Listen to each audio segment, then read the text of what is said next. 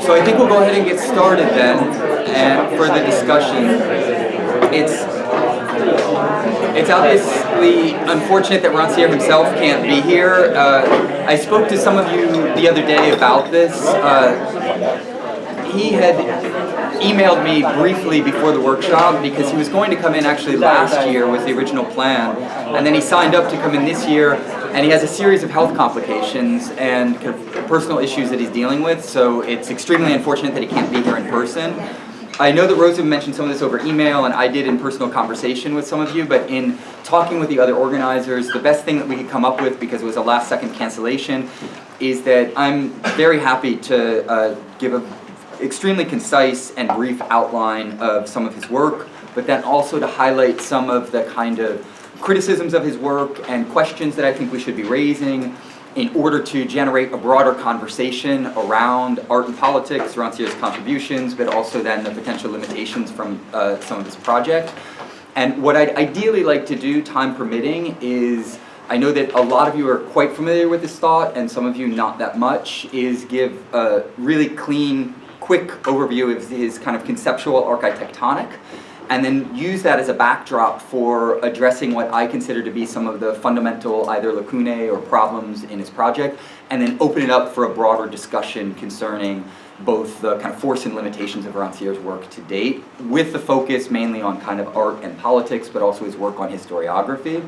So regarding his own work, I think one of the easiest sites of entry is his critique of Althusser. Of course, he was Althusser's student, along with Bolivar and a number of others in the mid-1960s, was originally trained then as a kind of Althusserian Marxist, and with the student movement of '68, Althusser, of course, remained aligned on the French Communist Party, and the French Communist Party line was that it's not a revolutionary situation.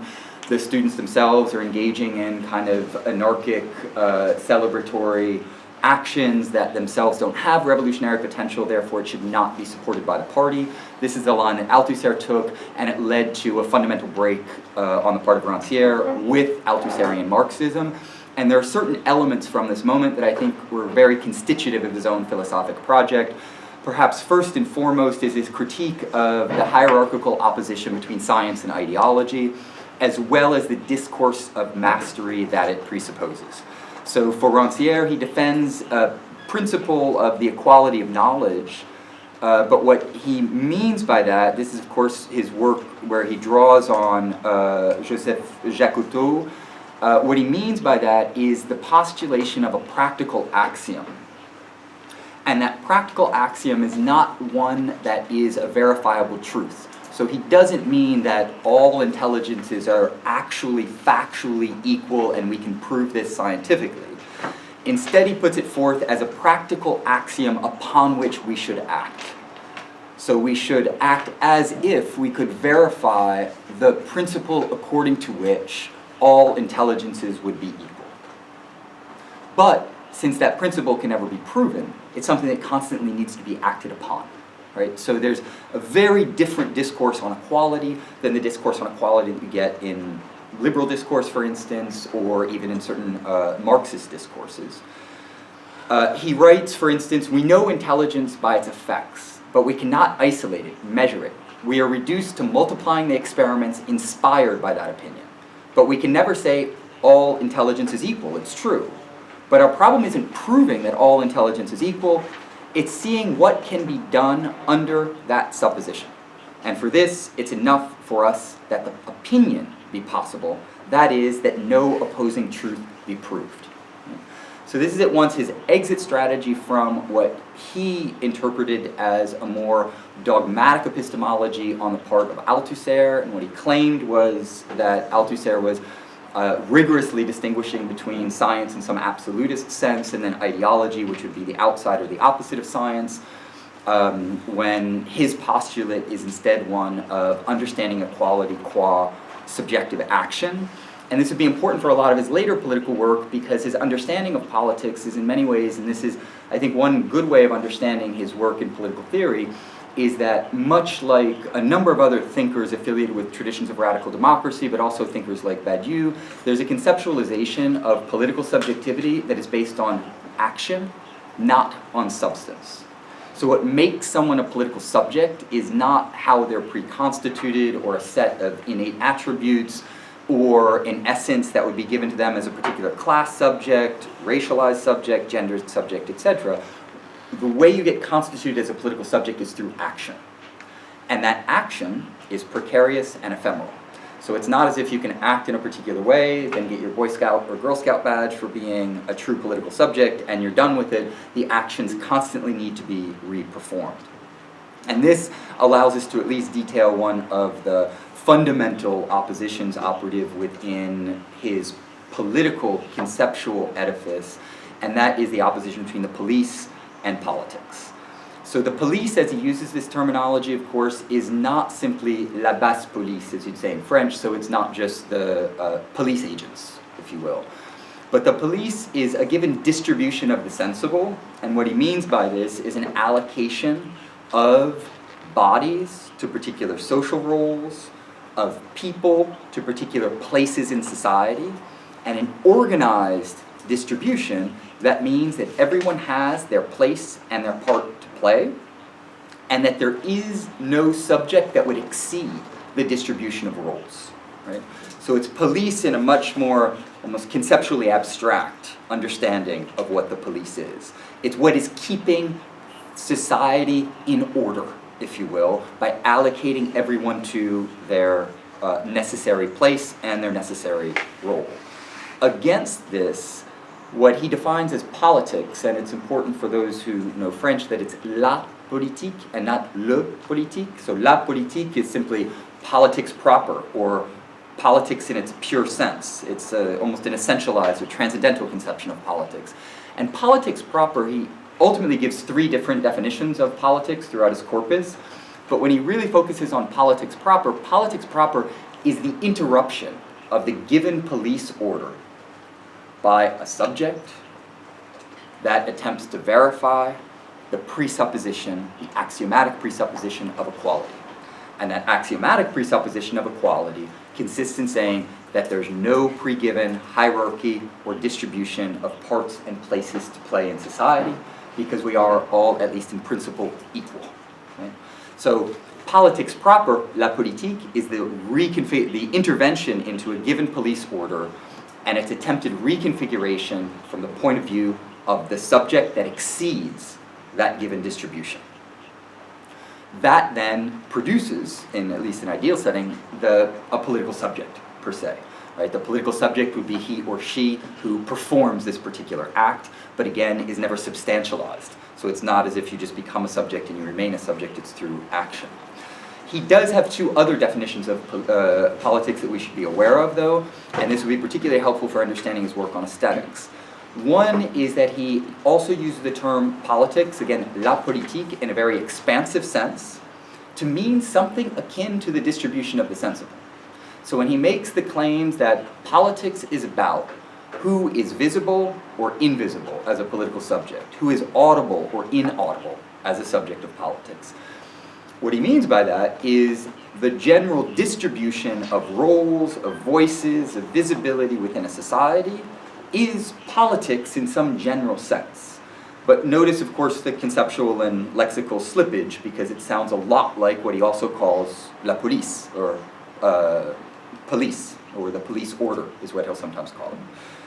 This definition of politics is important for his work on aesthetics, as I'll say in a moment, but the third definition of politics that he tends to use is politics as the site of confrontation between a subject and a given police order, which is what he usually calls, and sorry for all of the kind of conceptual terminology, but I think it's helpful for then knowing how to engage with his text, it's what he usually calls le politique, or the political, is how it would be rendered in English. So usually the political is the kind of site of confrontation between a given police order and a subject that, through the verification of the axiom of equality, calls that given police order into question. But the term politics floats between these three definitions, between politics proper, politics understood as a distribution of the sensible, and politics as an encounter between politics proper and the police order. Now, one of the reasons that I wanted to detail this is because some of the questions that I have for his work and in debates that I've been engaging with him for years now are precisely around the slippages in these terms and the way in which they allow for a more expansive set of claims. Because if we look at the work that he's been doing on aesthetics, there's a remarkable difference that's immediately palpable, and that is that his political work is largely formalist and transcendental. So he gives us a conceptual definition of what politics is, what the police order is, how they relate to one another, but the precise content of what a particular police order would be, such as, I don't know, the police order of institutionalized white supremacy in the United States, for instance, is not something that he tends to focus on. He gives us very few examples of particular police orders or particular acts of politics, and instead focuses on the formal set of relations. And that's why I would refer to it as a kind of transcendental approach to politics in the Kantian sense of the term, that he's interested in the conceptual and structural conditions of possibility that allow us to frame and understand particular instantiations of political acts. But it also means that his understanding of politics is largely ahistorical. There's, as far as we know, always been a police order, and he's very clear that there always will be police orders. Politics, in this proper sense, this singularized sense of la politique, is intermittent and ephemeral. It can intervene in a given police order, but it's also destined to disappear. So the best that you can have in this formal confrontation between the police order and politics proper is a reconfiguration of the police order, and he says that there are better and worse police orders.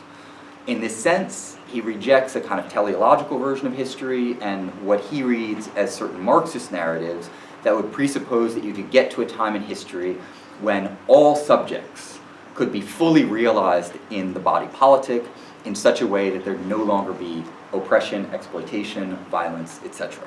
On the contrary, it seems, according to his formal mapping of the political field, that there will be constant struggles, and that the best that we could possibly get is a better configuration of the police order that allows for, ostensibly, more space for subjects and modalities of contestation.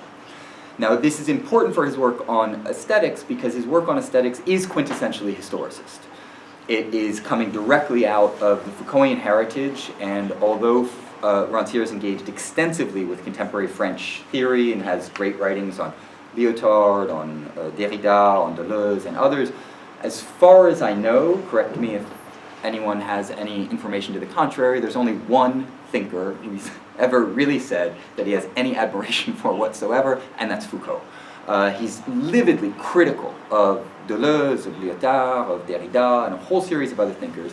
But in the case of Foucault, he says that his own project on aesthetics comes out of Foucault's work on genealogy, and that his work can be understood as a genealogy of literature or a genealogy of aesthetics. Now, one of the reasons that that is important, and I think one of the very significant contributions that Rancière has made, is that he has what I would call, and there are limitations to this because I don't think it goes all the way down, but in general, a radically historicist approach to the question of art. There is no such thing as art in general.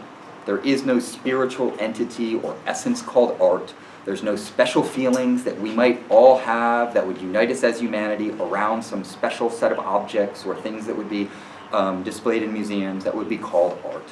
Instead, there are historically incompatible regimes of quote-unquote the arts. And in those historically incompatible regimes, you can sense, if you're familiar with Foucault's work, the ways in which he's drawing on a kind of transcendental historiography, in which in the case of Foucault you have something like discursive registers or epistemes that modulate and regulate the conditions of possibility of discursive production, for instance, within a particular epochal configuration. And what Rancière is interested in is detailing three rival regimes of the arts. The ethical regime of images, the representative regime of the arts, and the aesthetic regime of art.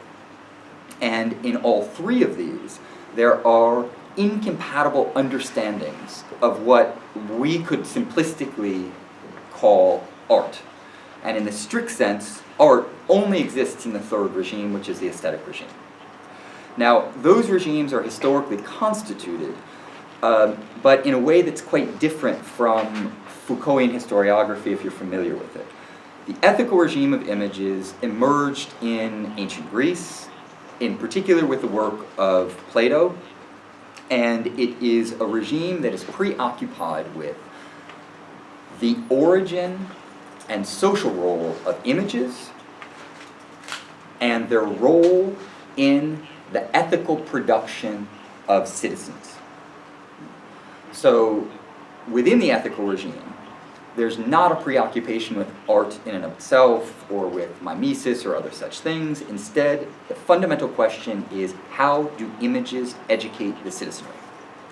And if you know the Republic or Laws or other works by Plato, you can immediately plug in and see the kind of things that he is indexing in this regard.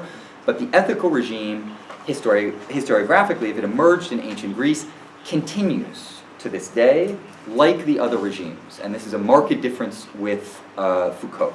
So instead of there being epochal configurations, there is the emergence of incompatible regimes that continue over time. So one of the ways in which the ethical regime has manifested itself in the contemporary conjuncture, at least according to Rancière, is when the Taliban decided to blow up certain representations of the Buddha in Afghanistan. For him, this was a manifestation of the ethical regime because the images that were instantiated in these statues were incompatible with the ways in which they wanted the subjects of their community to be trained and educated, therefore they needed to be destroyed. And so there's a continuation in that regard. But the ethical regime has been much less studied by him than the representative and the aesthetic regime. So the representative regime emerged with Aristotle, so in ancient Greece, but really only came to full fruition in the 17th century when, in the classical era of particularly French theater, the Aristotelian poetics were recuperated for the establishment of the kind of poetic strictures of the classical age. And that regime became the dominant regime, really, of the 17th and 18th centuries. And in that regard, he's very close to Foucault in kind of thinking the specificity of the classical age. It was contested, I'll say more about the representative regime in a second, it's contested by the aesthetic regime that emerged really at the end of the 18th, early 19th century, and called into question the representative regime. And the aesthetic regime became, in many ways, the dominant regime of the 19th and 20th centuries and into the 21st century, with one very important exception, and that is that the representative regime continues. And in many ways, his understanding of what's called modern art is an endless conflict between the representative and the aesthetic regimes of the arts.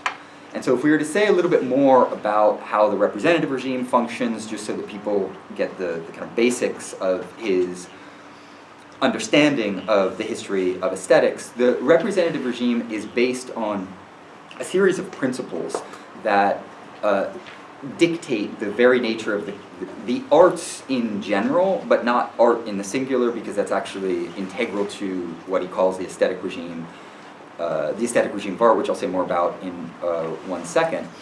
The representative regime, then, is founded on what he calls the principle of fiction, and the principle of fiction distinguishes a zone of fictive reality from one, of fictive construction, a zone of fiction, if you will, from reality. And that distinction itself is absolutely fundamental to the way in which the representative regime functions, because art is distinct from the social order. And if you think of the representative stagings of the classical French theater, for instance, it's very clear where art is, it's on the stage, and it's very clear where reality is, and that's everything that's outside of what's actually being staged. That goes hand in hand with what he calls the principle of genericity. It's an unfortunate neologism, in my opinion. Le principe de généricité, or the principle of genericity. This is the principle according to which all fictions follow the logic of different genres, and that the logic of genres dictates how particular fictions are produced. If you know Aristotle's Poetics, of course, there are two dominant genres. One is tragedy, the other is comedy, and it has to do with the narratological structure of what is being depicted. The third principle, I'm going to go very quickly, but mainly because I want to maximize our discussion time, so if you want to come back to any of this, please do. The third principle is le principe de convenance, which is the principle of appropriateness. It's the idea according to which any representation within the representative regime should be a representation in which the characters act in accordance with an established nature of what their character would be and follow the scripted actions that are dictated by the nature of the genre that they're participating in. So everything should be spoken and acted appropriately. And that this is a key element that drives the kind of fictive compositions, if you will, because every character has their part to play, their particular role, they speak in accordance with that role, and their actions follow from their character.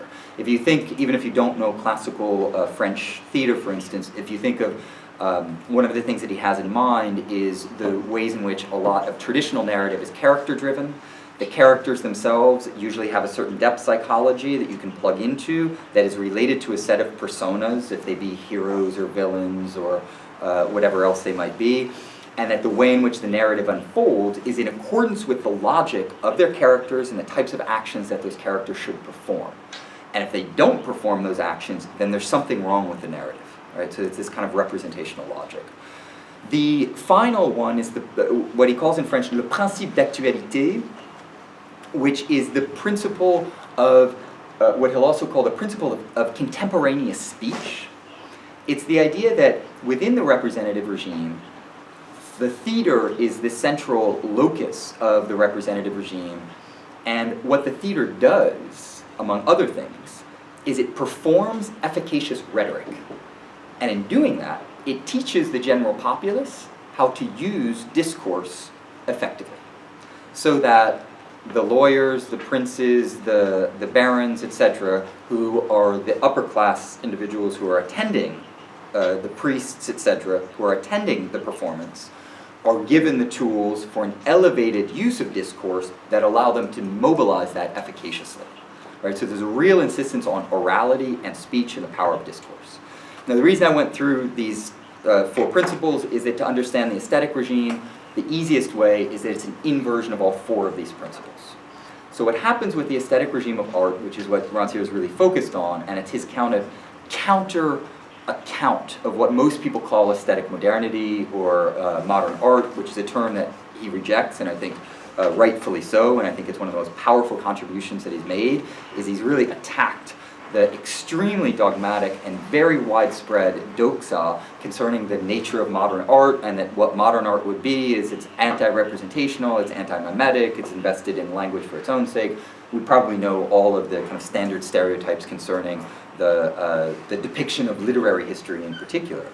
What Rancière insists on is that what emerged at the end of the 18th, early 19th century, although it did have certain seeds prior to that point in time, like the work of Cervantes during the Renaissance and other kind of precursors, is that the principle of fiction was called into question. You see this very clearly in Don Quixote, where the very distinction between the fictional realm and reality becomes blurred, and it's unclear where one begins and the other ends. So that you no longer just have a privileged zone of fiction and another world that would be the real world, or you can think of Brechtian theater, for instance, or the work of Boal, or others, where these distinctions are radically called into question. And this is quintessentially important for Rancière, because one of the things that he says is that the very idea of art in the singular emerges at this point in time, and I want to come back to this, as a kind of umbrella concept to bring together a set of distinct artistic practices like theater, literature, dance, etc. And in doing that, it emerges at exactly the same point in time at which art itself and the border between art and life is called into question. And this is the fundamental paradox that drives the aesthetic regime. That art emerges as a singular practice unto itself at precisely the moment in time at which the border between art and life is radically called into question by the aesthetic regime. This is what he calls the productive contradiction of the aesthetic regime of art, and it's the reason that he calls it a productive contradiction is because many of the artists filmmakers, etc., that he analyzes within the 19th and 20th century are dealing with this contradiction and trying to resolve it in various ways by pushing in different directions. The other principles follow the same path. So the principle of genericity is shattered due to the fact that genres no longer have a kind of internal logic to them that could be maintained for driving particular narratives. The principle of appropriateness also falls by the wayside because there is no logic of making particular actions appropriate to a given structure of fiction. And the final principle of efficacious speech gives way to the primacy of writing and the writing of all things. And again, I recognize I'm going very, very quickly here, but I just want to get the basics on the board. And the role of writing is really key for understanding the aesthetic regime of art, and it leads to some of the criticisms of his work, because the aesthetic regime really emerged through literature, and in particular French realism, the work of people like Victor Hugo, Zola, Flaubert, and others. The kind of, people will classify these writers in different ways, but they're generally giving a kind of realist account. Balzac, of course, is very important as well for Rancière. And what he finds key in their work is the primacy of writing, but a form of writing that is not simply the representation of a set of subjective ideas on the part of an individual author, but instead a generalization of a kind of prose of the world in which all things would become hieroglyphs for meaning and begin speaking more or less of themselves. So one of the first encounters I had with Rancière was 20 years ago. It was a completely incomprehensible lecture that I was fascinated by, because he was describing how it is in the work of Proust and the work of Balzac, there are endless descriptions of building facades, of the physiognomy of certain characters, of the movement of hands, of how hair falls on the body. And the descriptions go on for pages and pages and pages. Rancière's account of this is that one of the quintessential things that happens in the aesthetic regime is that all things become expressive. Not just Homo sapiens, not just human beings, not just artists, but the totality of the sensory world becomes a site of expressivity. Victor Hugo's Notre de Paris, the Hunchback of Notre Dame, is a really important novel for him because it's a novel about a cathedral. And the cathedral becomes the central character in the novel, and what we read through the scratches of Ananke into the Notre Dame and the history of the cathedral is the entire history of the French people and French civilization. And so you have the primacy of writing, but the primacy of writing as a vehicle for the universality, if you will, of expressivity. But again, this leads to a quintessential contradiction, which he refers to as the contradiction of la parole muette. Mute speech would be the literal rendering in English, but there's a lot of play on words around this formulation. But la parole muette is the way in which mute things, like a building or a cathedral or someone's physiognomy, would begin to speak. And that the deciphering of that speech would be the task of writing. And if you know the work of Proust, of course, in Le Temps Retrouvé, the final volume of his great work, he shares with us the revelation that the novel that he's been looking to write, he's finally discovered it, and where is it? Well, it's actually archived within himself. But what's archived within himself are the involuntary memories that have been placed within him through his own sensory experience. So the act of writing, remembrance of things past, is one of translating the internal hieroglyphs of his own sensory experience over time.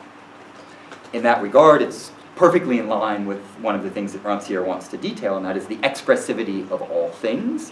And this is one aspect of silent speech or mute speech. That silent things, like our involuntary memories of sensory experiences, begin to speak for themselves.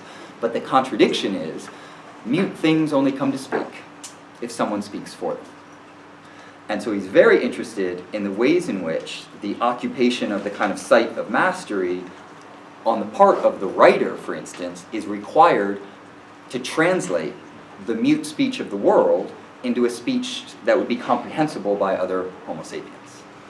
And that contradiction, like the productive contradiction of the relationship between fiction and reality, is an irresolvable contradiction. Mute things can only speak if someone speaks for them, but in speaking for them, they're replacing their own mute speech, and therefore there's a constant performative contradiction that's generated out of that. He thinks it's again productive contradiction because there are so many, particularly writers, but also artists, who are engaging with how do you allow the world to speak for itself while you're also trying to speak for it or give it voice. So that's a very quick overview of some of his work. Maybe what I'll do is then bring up some of what I consider to be the most important criticisms of his work to date, so that we can then generate a broader conversation around this. I've already mentioned one of them, and that is his political formalism. I don't take him to be a materialist when it comes to politics, and I think that's very clear on a number of fronts. His account of democracy in his book, The Hatred of Democracy, is just fundamentally historically mistaken, and I think that that can be scientifically proven, and I've tried to do that myself, because there's a projection of democracy onto the history of the Western world that is a mythological product of a modern discursive configuration that has developed the idea that there's an origin point to something that would be called Europe, that would be called democracy, that began at some point in time and developed more or less in a progressive fashion. If you know anything about the history of democracy, this is not how it worked. I could go on at length because I've written extensively on the subject matter. I'd also highly recommend, it's not out yet, but Larry Busk, who was a participant in the workshop last year, has a book that's coming out at the end of this year that's an excellent critique of the kind of formalist democratic discourse that you get in Rancière, how it relates to radical democracy discourse, and the lack of a materialist account of political struggles and things like democracy. So I'd be happy to talk more about that. I also think that there are very important criticisms of the ways in which his lack of materialist analysis historically has also led to a series of political positions regarding the current conjuncture that I personally find highly problematic, to say the least. I utterly disagree with them, and I think a lot of this comes out of the Foucaultian heritage is also one that I think you find in his politics, because there's a kind of individualist, anarchist spirit of sorts that's not to be confused with the depth and richness of the anarchist tradition, because there are many different aspects to the anarchist tradition. Rancière has admitted in interviews that he could be identified as an anarchist. At times he rejects that term, though, and says he's fundamentally a radical Democrat, which I think is true. I think that that description is the best possible description of him. But there's a proximity to certain anarchist orientations, particularly anarchist critiques of Marxism. But the way in which you see this inspired by Foucault is a sense of identifying emancipation as an individual act of sensory reconfiguration or self-knowledge. So one of the descriptions of emancipation that Rancière will often highlight is the work of a plainer worker poet by the name of Gabriel Rockhill, who was planing one day, and he paused during the workday, and he looked out of the window. For Rancière, this is a quintessential act of emancipation, because the time constraints, the temporal constraints of the workday, are interrupted in this anarchic moment in which the worker subject takes on a role that is not given to him by society, and that's the role of the aesthete and the embrace of an aesthetic gaze that's just appreciating the day by gazing out the window. Now, that account of emancipation, I've gone after Rancière for this, but many others have as well, misses the very quintessential fact that Gabriel Rockhill goes on working, and he's a paid laborer, and that interruption is not the same as an interruption that would take place through direct action, through coordinated collectivities, through union organizing, through revolutionary action, through occupation, etc.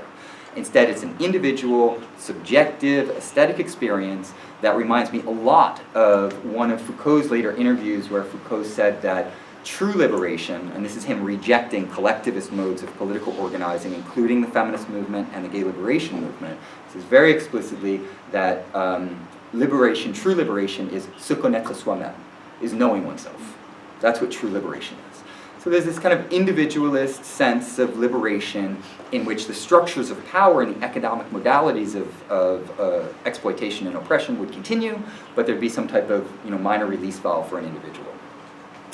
Another, I think, very important critique of his work is the ways in which he continues the tradition of, he has a complicated relationship to French theory, as I mentioned before. He rejects most of the work of his predecessors with the exception of Foucault, but he does continue the kind of discourse on difference that is very prevalent within dominant French theory.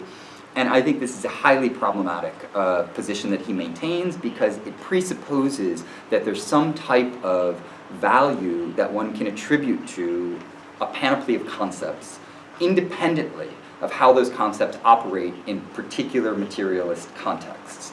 That panoply of concepts we probably all know, they're all the good concepts. It's difference, heterogeneity, alterity, subalternity, just continue with the list.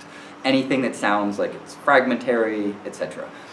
This type of conceptual value discourse, I think, is quintessentially formalist, and it's also idealist, because it presumes that somehow concepts in and of themselves would have value, independently of how those particular concepts are used, mobilized, etc., for various ends. And no one, in my opinion, has proven at a material level that heterogeneity is better than homogeneity, in general, universally, in all cases. In many cases, homogeneity can be great in the sense that it can bring people together around a common cause to transform the world politically. Heterogeneity is a classic tactic on the part of the fascist right in order to divide and conquer the left. They want them heterogeneous. They want them really different as possible, so that you individualize them and singularize them, and there is no collective unity whatsoever. So I've pushed back a lot in my own work on the difference discourse, and also the ways in which it's not subjected itself to critique. It's just a given. You say it, and it's the kind of ethical and moral lingua franca of the contemporary academy. You don't have to say anything else. I'm for difference, and that's better than not being for difference. And when you compare it to the hegemonic discourse that we have under the reign of global capitalism, you'll notice, of course, that that's exactly what corporate capitalism does. The George Bush regime, George Bush II, most diverse administration in the history of the United States, and he was voted U.S. Man of the Year by Time magazine for his diversity endeavors. Condoleezza Rice, first black woman, you go down the list of all of the war criminals who were working for his administration who looked like a Benetton ad. And there are many, many other examples of the way in which difference is mobilized. Well, I could go into them, but I won't for now. I'll just get on to some of the other critiques. Patrick Vaudet, one of his books is translated into English, actually from one of the participants in the workshop from years ago. Vauday, I think, is a very important theorist in contemporary aesthetics. Was a professor for years. He came into the workshop a number of years ago at the University of Paris 8, where Rancière taught, but also Deleuze, Lyotard, and a bunch of other people. Vaudet, I think, has the most developed critique of the literary centrism of Rancière's vocabulary and his analysis of the arts, because for Rancière, the aesthetic regime of art is fundamentally a result of literature, and for Vaudet, he doesn't take seriously enough the visual arts, the performing arts, because he sees them all as a kind of after effects of conceptual transformations that took place within literature. And you see this regularly. If people bring up ready-mades, they'll say, yeah, but Flaubert already said this in his correspondence in 1852, so he already outlined the principles according to which ready-mades were made. And it's a constant gesture of bringing things back to literature. This, of course, needs to be coupled with the Francocentrism and the Eurocentrism that is very pervasive in his discourse. His fundamental reference points are almost all 19th century French literary figures. He's extended this over time, but largely through a kind of Eurocentric diffusionist narrative.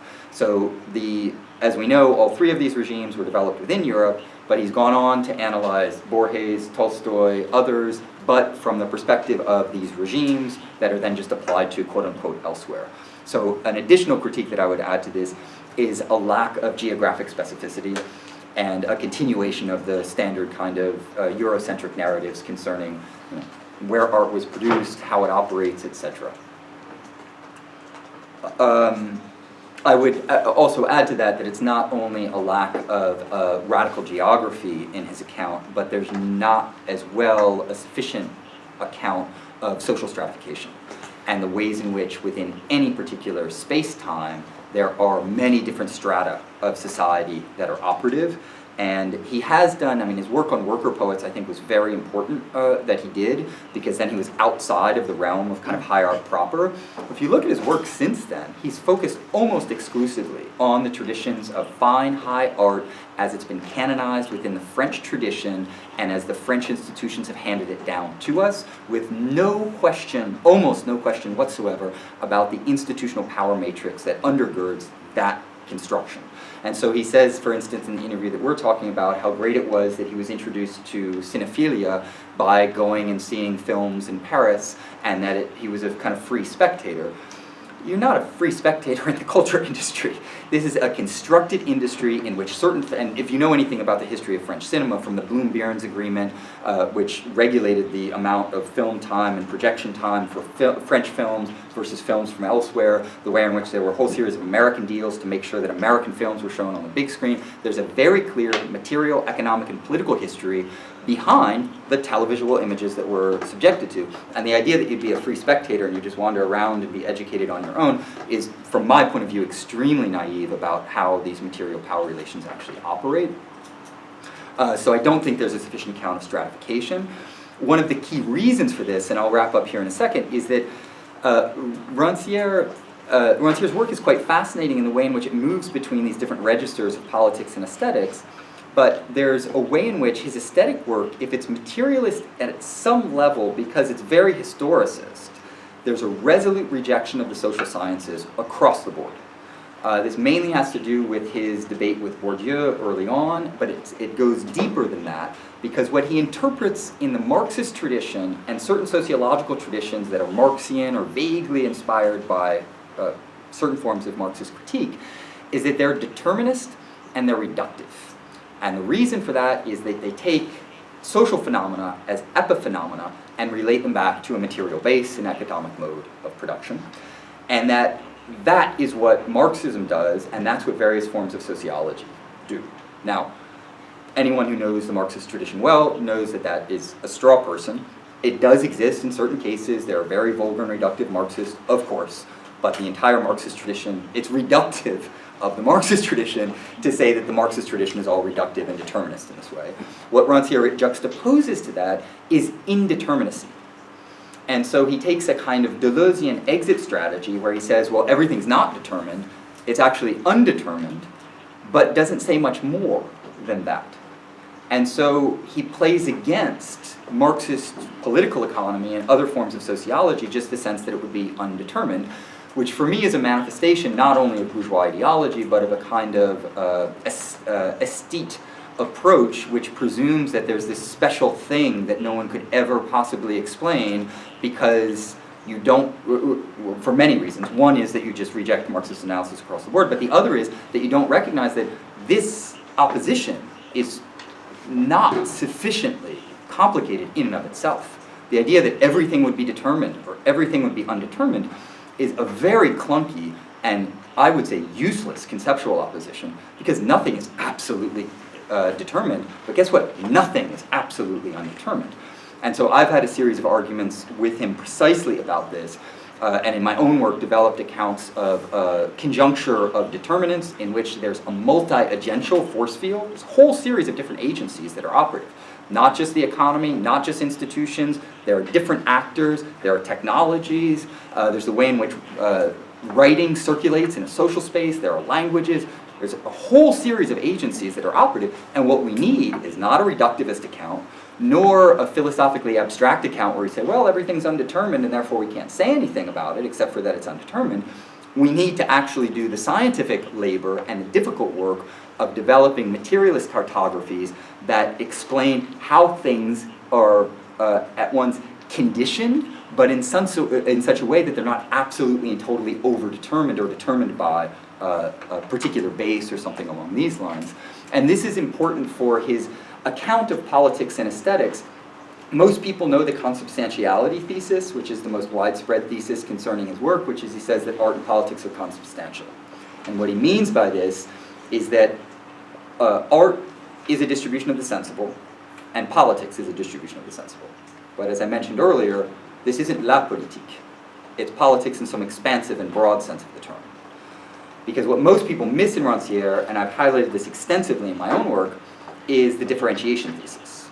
He says this explicitly in the interview that we read as well. He says that art and politics have no determined relationship to one another, and art does not produce in any determined sense political subjects.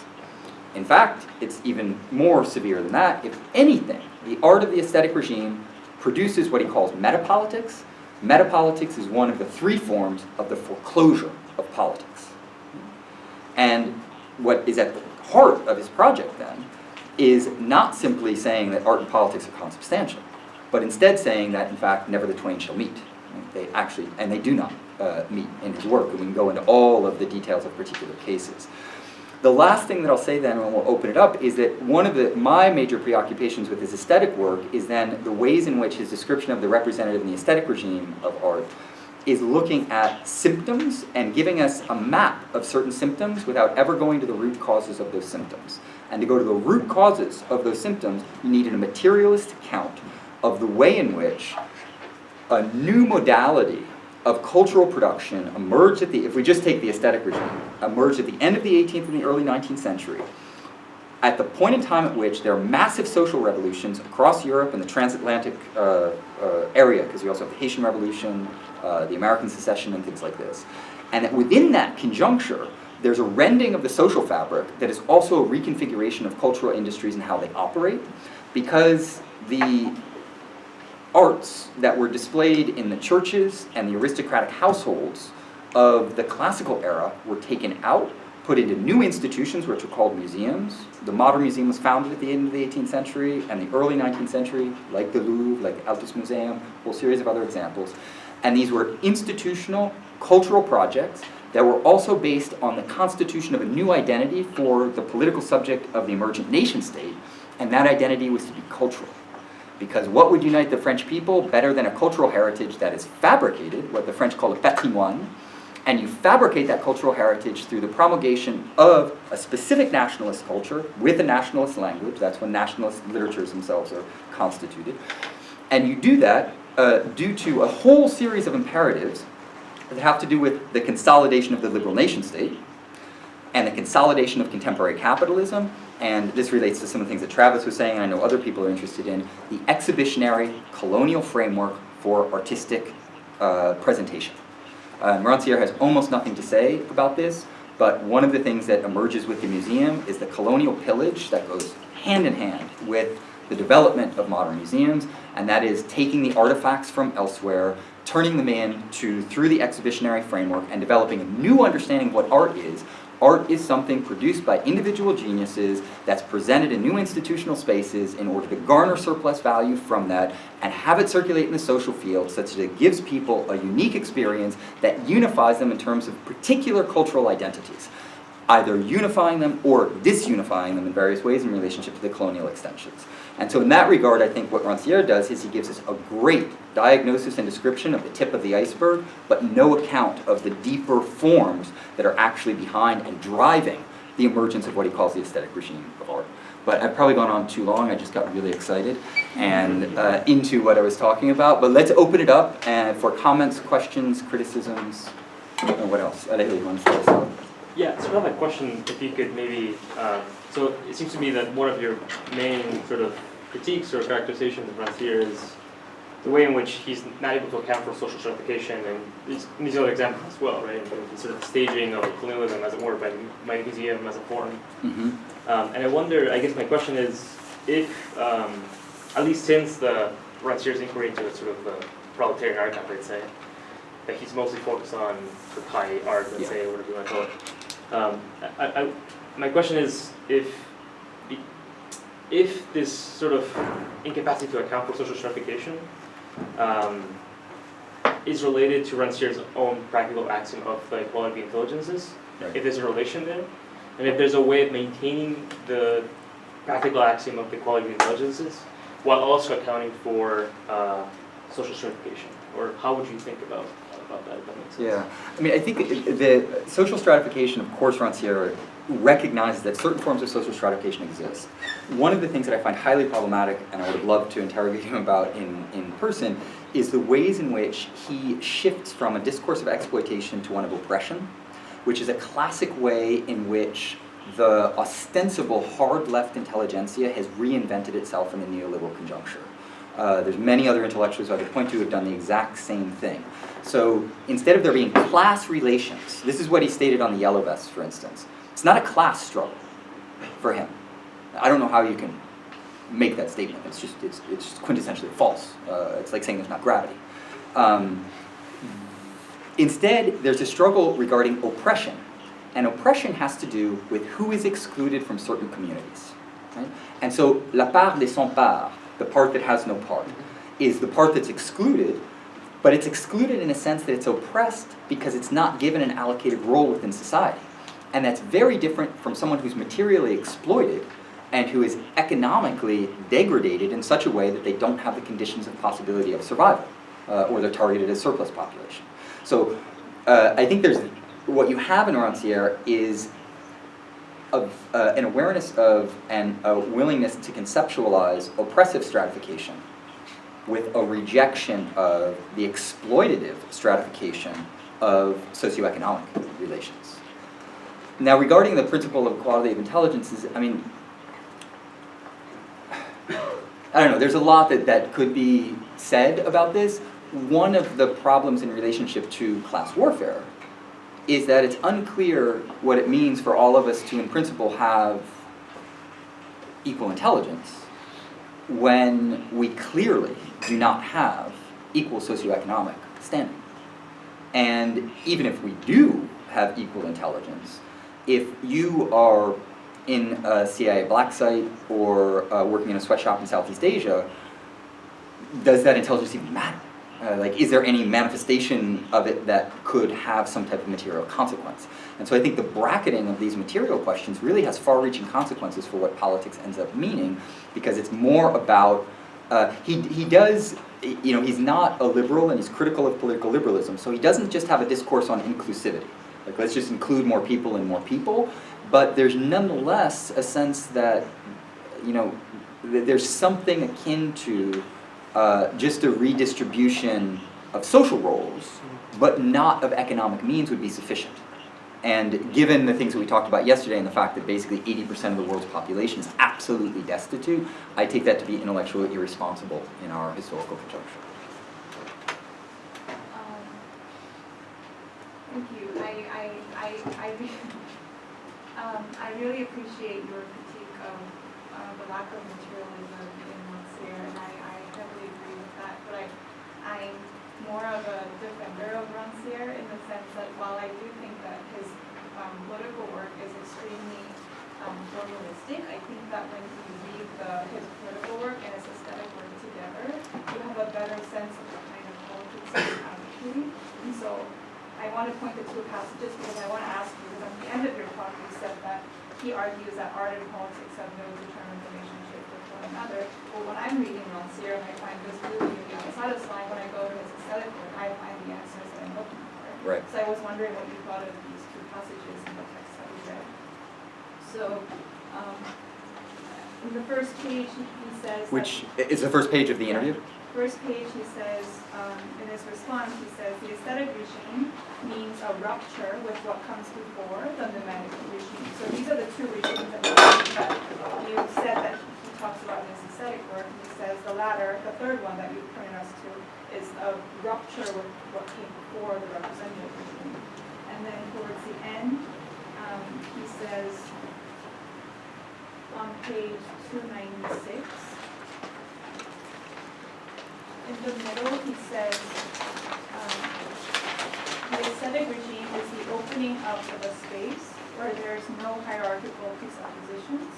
It is a theory of the possible community of equals. So when I read his discussion of the aesthetic and the mimetic regimes, I immediately thought politics versus police. Yeah. So the aesthetic regime is for him politics because the opening up the space where there's no hierarchical presuppositions. Mm-hmm. And so I'm pointing to how there are so many parallels between his political work and aesthetic work because the aesthetic work really helps push back against some of the arguments that he himself makes, which is the emphasis on rupture. Right. Because on page, sorry, this is the last page I'll read. On page 290, 290, he said at the very top, basically I think that the aesthetic regime means the possibility of reappropriating the works of the past, and he goes on to say that these are practices of reinterpretation and the reuse of existing forms. Mm-hmm. So I think when you read this passage together with this discussion of politics and police, I hear him saying that politics is not a rupture into the police order, but it's a use of the forms of the police order in such a way that would problematize its hierarchization. Mm-hmm. So it's not like a complete rupture, a complete out of the blue, but it's a play of differences in translations and reappropriations. So this kind of aesthetic discussions, I think, would really help push back on some of his claims that have been criticized. I was wondering what you thought of the claim that he's saying that art and politics are not related. Yeah, I'm just going to sum up really quickly for the online people that it's a question basically pushing back against some of the things that I said and trying to identify the ways in which there might be a broader complicity between his aesthetic work and his political work because you find resources in the aesthetic work. I think you're absolutely right that throughout his aesthetic work there's a real insistence on the aesthetic regime being the regime of equality. And it's the regime of equality because it calls into question the hierarchical set of strictures that dominated the representative regime. One of the key ways in which he does this is he says, and this is drawing on Flaubert's correspondence from the 1850s, that there's no subject matter, there's ni ville, ni noble sujet, so that anything can become the subject of art. Right? So there's no hierarchy, like you can only make art about aristocrats or about religious figures or about the Greeks. No, anything can become the subject of art, including writing a novel on a pebble or on nothing, as Flaubert famously said. That sense of equality he'll insist on regularly, and I absolutely agree that he'll use it analogically in relationship to his egalitarian call in politics. But any time that he's pressed, and I know no single passage where he has not maintained this position, he'll say that literary equality is not the same thing as political equality, there's no determined relationship between the two, and if you really want to know how literary equality functions, it's a modality of equality that forecloses la politique propre, or proper politics, because of its metapolitics. Metapolitics is a form of politics in this broad and bad sense, in his case, that attempts to lay claim to the truth of politics and to lay it before the people. Marxism is the key form of metapolitics for him. So my sense is that what you're alluding to is correct precisely because he wants to play off of this analogy between the two for two reasons. One is that it gives greater political credibility to his aesthetic work, but also that it seems to be, as you suggest, a kind of corrective to ways in which people might read some of his political work. But I think that the analogy is purposefully maintained through the ambiguity of the language that he uses, when at the end of the day, any time that he's pressed, there's no determinate relationship between the two. A great example of this is in The Emancipated Spectator, when he goes through and he looks at, because he hadn't been talking about contemporary art much before then, people were pressing him on it, including myself, and one of the things that he said is he looked at some practices in contemporary art, like the work of Santiago Sierra and others, who are doing modes of performance that really call into question, what an art space would be, who's excluded from art spaces, etc. And Rancière takes a very clear line on this. He says that, well, if Santiago Sierra is paying heroin addicts to have a line tattooed across their back and presenting this as art, who are also prostitutes and paying them for basically the equivalent of getting a shot of heroin, in doing that, he's either doing art or he's doing politics, but not both. And so this is what I have a long piece that I've been developing on this. I call the contradiction of the art of the commonplace. For him, art is in a contradiction because it is attempting to, in the aesthetic regime, merge with life, But if it fully succeeds in merging with life, meaning if it actually becomes political, then it's no longer art. And he maintains that across the board. If you know of a single passage where he says something different, then please let me know. I've not read a single one. It would be interesting because I would presume that would be a contemporary position that he takes, because I've read everything that he's written, so I don't, there's none that I could point to myself. Other questions, comments? I think way in the back, and then we'll come around. Yeah. Going back to the latter question. So you have to yell a little bit. Okay. Yeah, I mean, my question is also related to the last question in terms of the materialist critique of Rancière, and I mean, clearly, I mean, directly my question is that whether you think some of this like materialist charge against Rancière overshadows the potential another critique regarding his ambiguous position in relation to the idea of telos, of these like forms of expression engendered in aesthetic regimes. And like, for example, in the interview, there are two occasions that you can see this sort of potential critique. One is in terms of his, I would say, articulations of the new forms of expressions coming up from the museum in the 19th century, and then we can, and then he sort of, I don't know, brushes aside the fact that the paradoxical sort of feature of museum remains through these like potential new forms of expressions. Mm-hmm. For example, in compared to Roy's idea that this like paradoxical feature of museum is internalized to the curatorial studies, even outside of the museum, in independent curatorship. Another occasion is sort of a positional confrontation with Benjamin's treatment to Lescaut, in terms that like he criticizes Benjamin because of his neglection of the fact that Lescaut, the aftermath of the aesthetic regimes of novels, 19th century novels, but he dismisses the fact that Lescaut's telos, or intention, is contracting the sort of realist, tradition of the Russian novels, and maybe that's what Benjamin is celebrating. Right.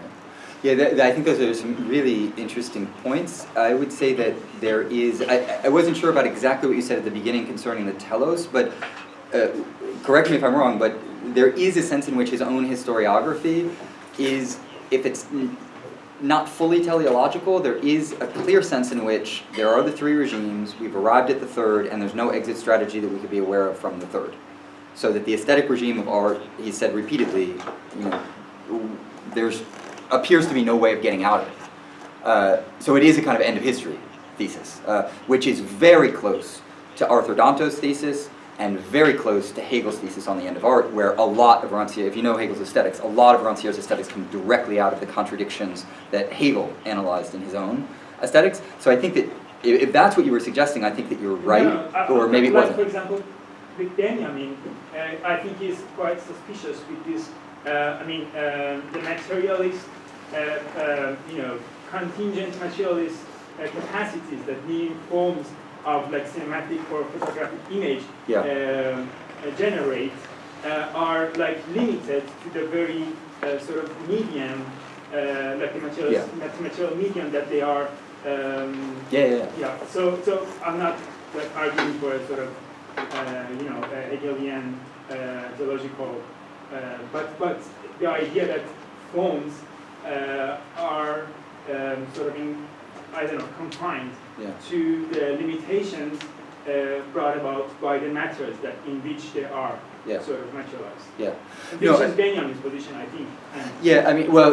We could get into a long conversation about Rancière's reading of Benjamin and how accurate it is or not, but in general, the thesis that he outlines that you've just summed up is, of course, that the aesthetic revolution, meaning the introduction of the aesthetic regime of art for him, was prior to the technological revolution that he sees Benjamin diagnosing in the early 20th century with the emergence of, well, photography before that, but then cinema at the end of the 19th century. And that's part of what Benjamin misses. And I think for me, one of the really important factors is that it's not just a matter of choosing between a particular transcendental framework that conditions artistic production and a technological determinism in which technology would be the force that's driving the way in which particular arts are produced, but instead a multi-agential account that takes very seriously the ways in which, of course, there are always technologies, of course there are always culturalist understandings of what art is, and there's a whole series of other things, like institutions, the art critical apparatus, philosophers of art, etc., that need to be taken into account. And that's also, I think, one of the limitations of Rancière's engagement with Benjamin, is because Benjamin is also, of course, in the 3 versions of that famous essay that Rancière is responding to, engaging with the fact that politics is integral to the ways in which images circulate. Because there's a whole juxtaposition between fascism and communism, which undergirds the entire essay. And so I find that he tends to read Benjamin like a kind of classical Marxist of sorts, in the sense that it would be determined by, if it's not economic infrastructure, then it's technological determinism of a certain sort. And that, again, we'd have to actually go through line by line and look at it in detail, but I do find it to be a bit problematic. I think there was another question or comment here. Yes? Yeah, I just wanted to go back to what you were saying with his alliance with difference and heterogeneity. Yeah. And that the way that you characterized it sort of reified and subordinated it to identity in such a way that difference in itself is just a process of becoming, where terms themselves already approach 0, and what you have is just determinate relations. And that's pure relationality, so you don't have difference as this individualistic way that you were describing that, right, fascists might separate us. Right. And when you ask, for instance, what's wrong with homogeneity? Homogeneity is a distortion of temporality in such a way that's premised on the logic of the status quo, and in that way you're going to reproduce the very logic that you're going to try to defy. And if you, of course, like I work on Deleuze, so I'm saying on Deleuze, but instead of something like identity, separating us up as identity, he would replace that by the notion of hexaity, where this entire room and everyone in it and the light that's shining upon us and this moment, that's something like an identity. And that's a kind of collective that we could use. Right. No, I think that's very helpful. I was obviously speaking kind of in broad terms, and in my own writing I've gone into all of the details that would be necessary to make the full argument. Deleuze is an interesting figure because you have a difference discourse that's very prevalent in his early work, well, particularly the work of the mid to late 1960s, but then the term tends to disappear. And he uses different vocabulary in his later work, which is very different than someone like Derrida or someone like Levinas, who maintain these kind of key concepts throughout the majority of their corpus. So that's just a kind of whatever scholarly side note. But nonetheless, I do think that there's an important difference between how we understand concepts and how they operate. And that what I'm critical of I have an essay that I wrote called Is Difference a Value in Itself? And the answer to that question is no. In the course of the essay. And the reason for that is not because I'm against some forms of diversity and things like that. No, the reason for that is that concepts don't function as ideal forms that have values in and of themselves. That's an idealist understanding of conceptuality. Concepts function as praxis concepts, meaning that they are part of a social world that gives them meaning. And that meaning is not necessarily consistent across all users. It's pushed and pulled in various ways. So I don't think it's good to be systematically for difference or systematically against difference. I think it's better to bracket an idealist understanding of conceptuality in the name of looking at how praxis concepts actually operate in material situations, and then using the concepts that are the most useful for getting done what it is that you want to get done within that material conjuncture. So it sounds to me like there's a proximity with some of the things that you were saying, but I'm not certain. So if you want to push back or come back at me. Concepts, at least in Deleuze, involve materiality and history and time, and they change, and they're not just they don't float as in some ready-made heaven. Yeah. So it would be close to what you say. Well, particularly the toolbox metaphor that Deleuze develops, and Foucault as well, a pragmatic understanding of concepts. Concepts can be useful for certain reasons, in certain conjunctures. They can also get worn out. I, for one, think the concept of difference is worn out. I don't think it is very useful as a kind of value concept that would orient us in a political world in which there's global civil war and the destruction of the biosphere. But I know that that's a counter-consensual point of view that I'm taking because the dominant and consensual point of view is the opposite of that. Yeah. Solange, did you want to say something? Yeah, thank you so much, Gabriel, for your criticism and this presentation of your thoughts on Rancière. And I'm very interested in it's kind of a boring question in a way, sort of trying to situate it historically, and you mentioned a few of these things are related. Rancière to Deleuze, and not only Deleuze, but also is kind of post-68 moment in relation to Althusser. And there seems to be, indeed, from the kind of, it comes a bit later, but I would say late mid-70s, this moment where you have this continuous opposition between notions of difference and totality, and that there seems to be an impossibility to kind of think beyond either one or the other, and still until today. And I think that I really appreciate what you're doing.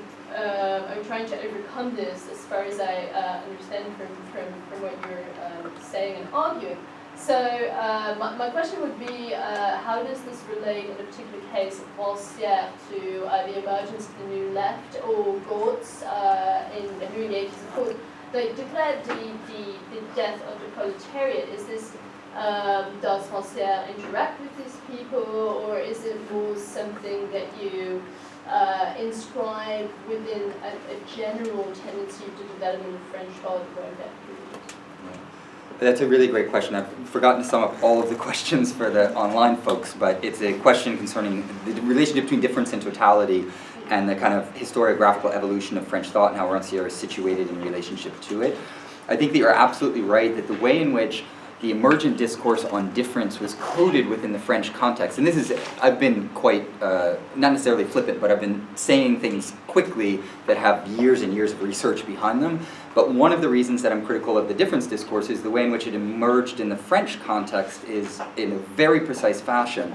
And that is that at the end of World War II, the French intelligentsia, for the most part, were all communists, all hard leftists, in part because the right-wing people and the liberals had followed with the fascist regime and the Nazi occupation because that's what they do historically. And so the only people who had political legitimacy in the post-war was the hard left. The intelligentsia of the 1950s, early 1960s was then an internationalist Marxist intelligentsia, and they were targeted by the US administration, by the deep state as the enemy numéro un, at least in the field of soft power and intellectual production emanating out of Western Europe, Sartre in particular, but by extension Simone de Beauvoir, Fanon, and other such figures. With the emergence of French theory and the discourse on difference, what you have is an extremely poor historiography that is premised on the idea that a certain mode of thinking was the reason that the Holocaust came about. And that mode of thinking was totalitarian in some way, because it was thinking sameness, identity, and this is what Hegel did, and this was somehow continued. And we can mine into the work of Heidegger, who was actually a fascist and actually ran as rector of the university and was responsible for establishing the relationship between that university and death camps. We can mine in him a particular understanding of difference that we can conceptually mobilize against totalitarianism and against totality thought. And so what you have is a shift from a materialist left-wing politics to a kind of ethical, discursive orientation in which thinking otherwise is the way you escape being a fascist. This transformation goes hand in hand, historically as it develops through the course of decades, with the emergence of the new philosophers and the discourse on anti-totalitarianism. Totalitarianism itself is a purely ideological concept. It was invented, promulgated, and spread precisely in order to create the most confusing historiography I think ever created, at least in the 20th century. And that is the idea that there's some type of similarity between right-wing fascism, which is pro-capitalist and driven by things like the Nazi machine or the fascist regime in Italy, and communism, which is radically anti-fascist, egalitarian, and anti-capitalist. It's, choose your metaphor, apples and oranges, water and oil, etc. And they had just fought an enormous bloody war in which tens of thousands of people, communists, had died, been sent to gas chambers, etc. And totalitarianism is the way of obliterating history in the name of a monolithic, what the French call a concept valise, so a suitcase concept. It's a great idea, we should have it in English. A suitcase concept is a concept that functions like a suitcase, because you just throw a bunch of junk in there and you just close it up and you pretend like it sticks together. That's how totalitarianism functions.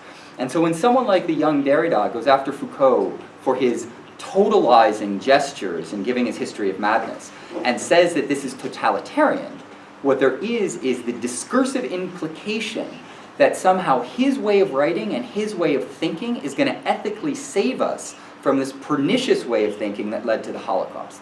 That's idealism 101. It's the idea that ideas are the motors of history, not material forces. The reason that we had the Holocaust, there's a million different reasons, but a lot of it had to do with the crisis of capitalism in the interwar period and the emergence of fascism as a solution to the crisis of the nation states, the economic depression, and to various forms of class warfare, and the wins on the part of the left in the interwar period from the Russian Revolution, Spanish Revolution, the Popular Front, the United Front, etc., which were partial wins in many ways, not total wins. And so in that sense, I think that we really have to understand that conjuncturally. And I find it problematic for all the political reasons that are probably implicit in everything that I've said. Other questions, comments, criticisms, concerns? Yeah, Travis. I was thinking this last week about what I would ask Rancière if he was here in a moment. And I was thinking about... I'm happy to channel him. Just take a moment. I was thinking about asking him a question about the police, in the sense that he says, in a nutshell piece, the 10 Pieces on Politics, he's saying the role of the police is to prevent a meaningful confrontation. So the role of the police is to prevent some kind of confrontation between masses and an arbitrary power. They prevent that disagreement or confrontation or partition from moving in any place. Right. And I was going to ask him what he thinks about living in an age when it is unimaginable for a population to confront a militarized police force that has the full force of Iraq war tanks and even in a place like France, brutal repressive methods that seem to surpass, it seems to me surpass, I mean, we can account for things, but it seems to be this thing, and what could be done. Yeah. The Invisible Committee has written, Gandhi has written about, and Rancière mentions this in an interview in Untitled Chapter, about an idea of exodus, an idea of withdrawal, an idea of constituent power.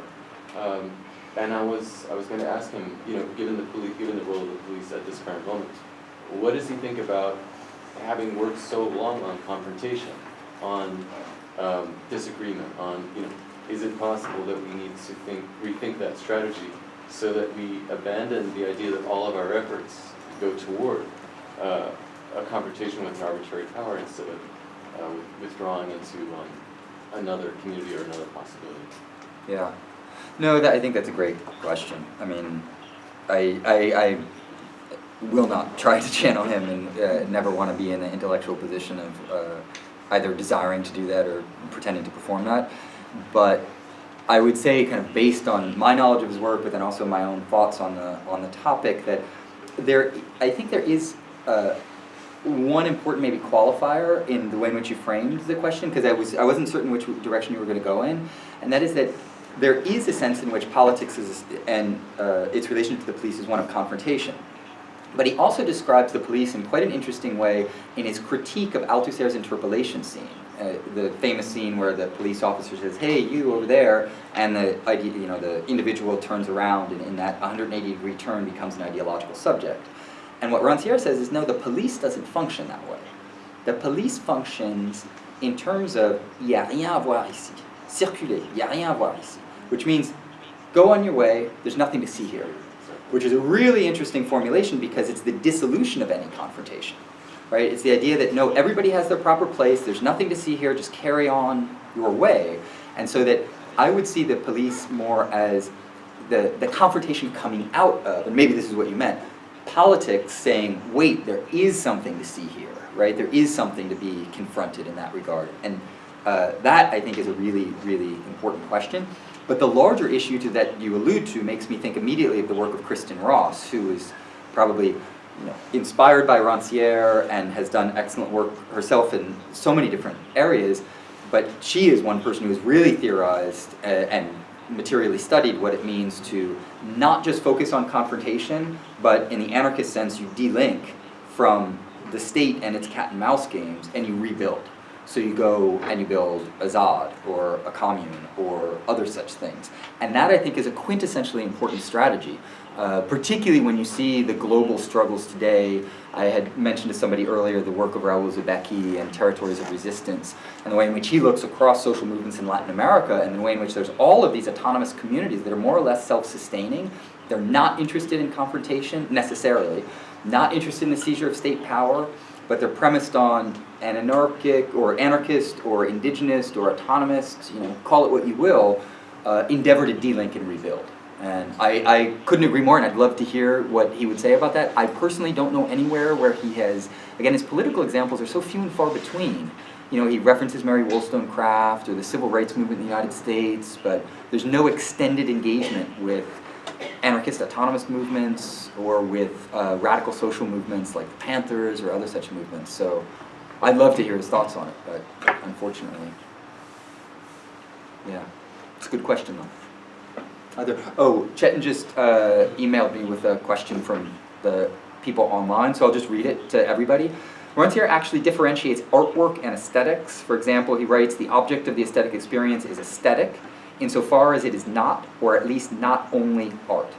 Aesthetics is the pretext that contains art in its autonomous form on the one hand, and exerts to it a relationship with the senses, with life on the other. It is for this dual role of aesthetics as regime and experience that Rancière's theory of aesthetics in politics calls for two conceptions of aesthetics.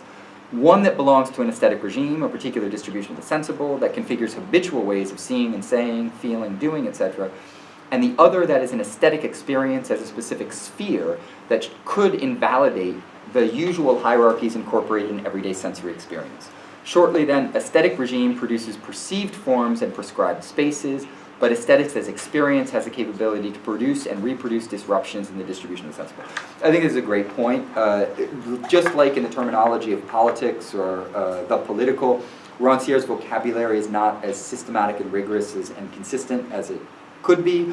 It floats, and it's true that sometimes he'll use aesthetics in its specific sense to mean the aesthetic regime of art. Sometimes he uses it in its expansive kind of Greek sense as the aestheton, or the sensible, but the sensible understood as our entire sensory apprehension. So perception, but then also it is related to action, to thinking, etc. And it's this more capacious sense of aesthetics, and I take it this is what the question comment is alluding to, where there is sight for thinking about the politics, and maybe this overlaps as well with some of the suggestions you were making earlier, where it's not just the relationship between aesthetics proper and the aesthetic regime and politics proper, but aesthetics in this more capacious sense.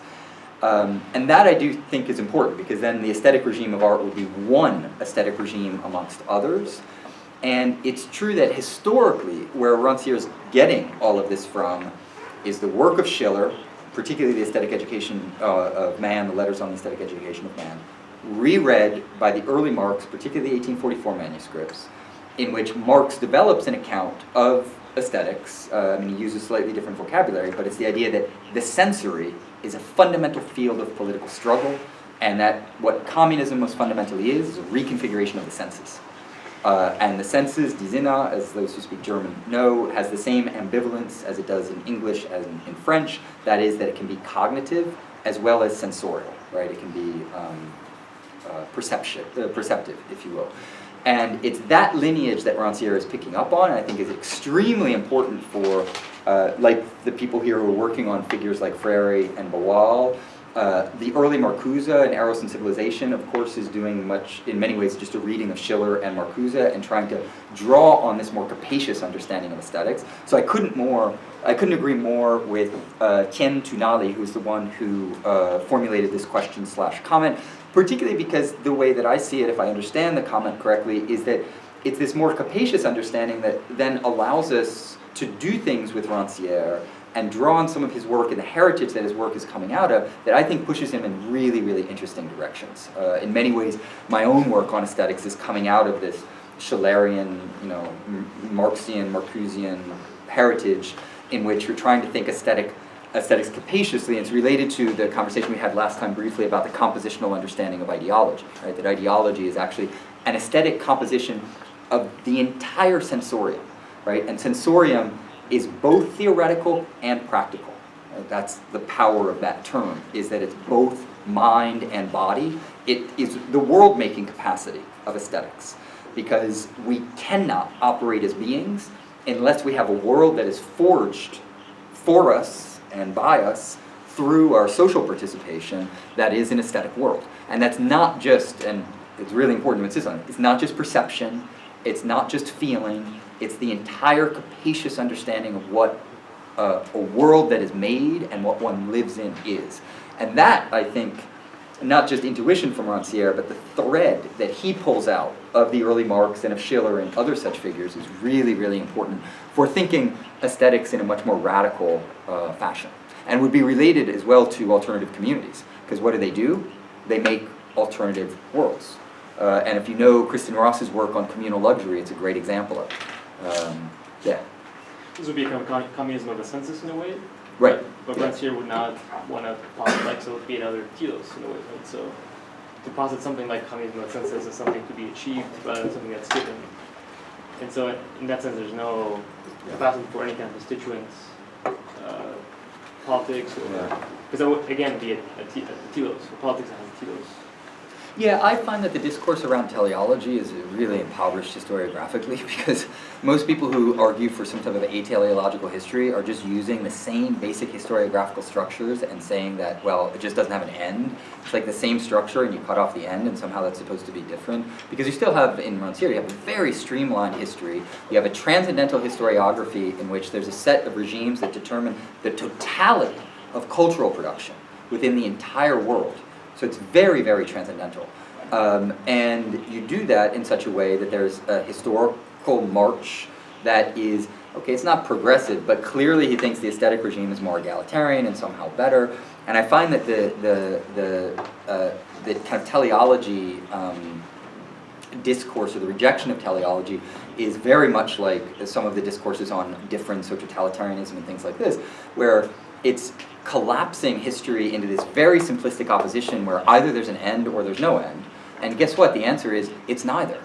Because the way in which history functions is it's a multidimensional phenomenon in which there are multiple processes going on at the same time, and they're not simply going to be concluded in one final moment. And so then you can open up to the ways in which you have different stagings and reconfigurations, and you need an account of political geography. You need an account of how alternative spaces grow, can federate over time, can build power, etc. And the idea that there'd just be an end of history is a very, very simplistic historiography, but just as simple as the opposite, I would say. Other comments, questions, criticisms?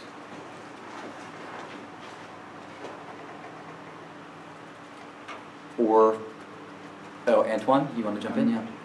Do you think we can still speak of social orders if we believe that social orders? Social order, yeah. If we think that what constitutes society historically is, as you're saying, conjectures and tendencies, and because I'm thinking of the distinction you made in Rackham, I think, between exploitation and oppression, and I suppose that for theories of exploitation, we need to be able to target something like a social order.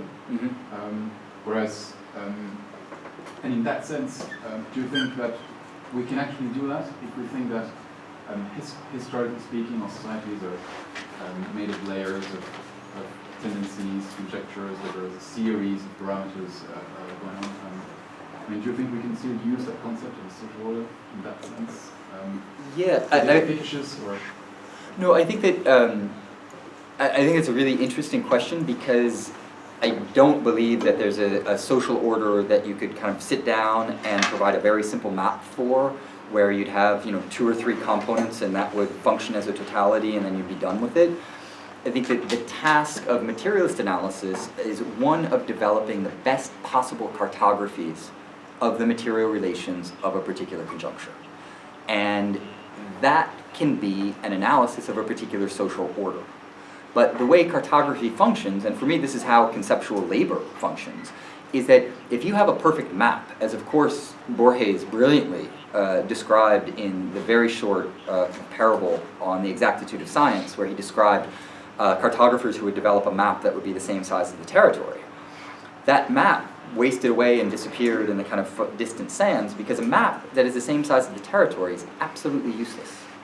It's absolutely useless because what concepts do, just like mapping does, is allow us to abstract from the infinite complexity of a given situation and provide us with a tool to apprehend that situation in such a way that we can more powerfully intervene in it.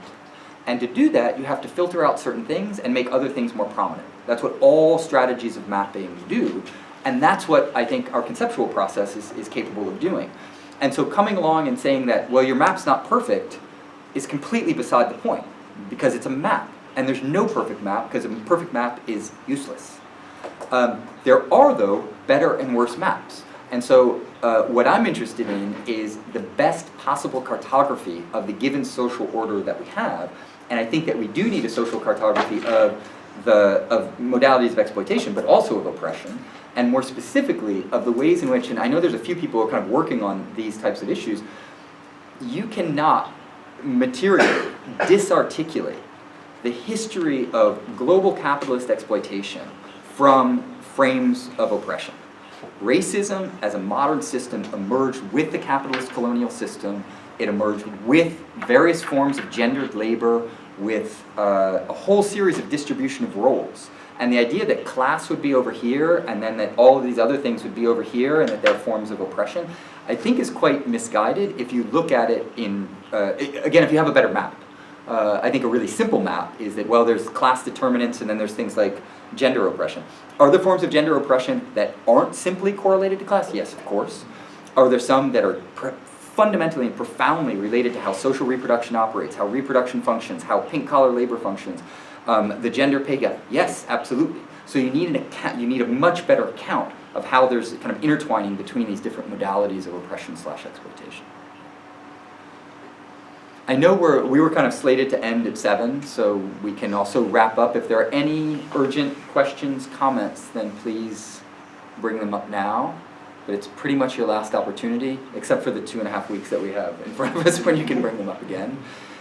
Why don't we wrap up now? Thank you for all comments and questions, and also for being good sports about the fact that the person that was supposed to be here wasn't here, and so that we had a kind of impromptu discussion around his work. And then tomorrow we'll see each other. The next 2 sessions are a little shorter. I know it's a bit marathon to begin the week with the 2 long sessions, but tomorrow and the next day we'll see each other from 5 to 7 with invited guests.